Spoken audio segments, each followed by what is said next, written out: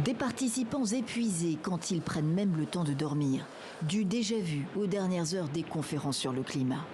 Mais alors que la COP30 joue les prolongations, réunions en petits comités et à huis clos, faute d'accord des quelques 190 pays présents, l'éventualité d'une déclaration finale sans même le mot fossile se précise et la tension monte. Collègues, amis, le texte politique qui circule est tout simplement inacceptable.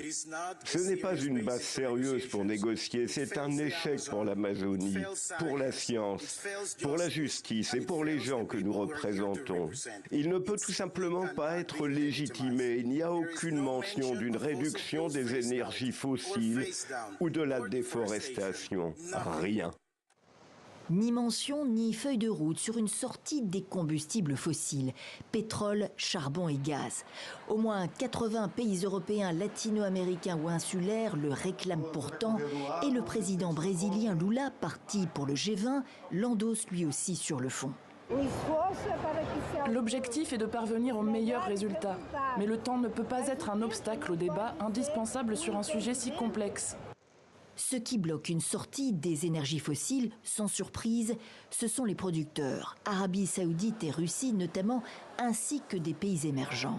Les pays riches rejettent par ailleurs le triplement des aides à la transition des pays pauvres.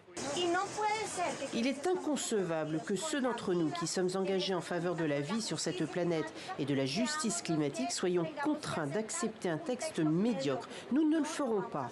Alors, quitter Belém sans accord ? C'est une possibilité.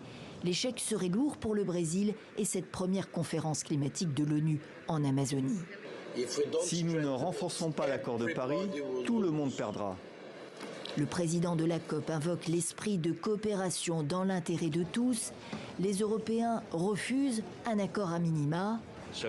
L'Arabie Saoudite est satisfaite. L'Inde et la Chine peuvent probablement s'en accommoder, mais ce n'est pas acceptable pour l'Europe.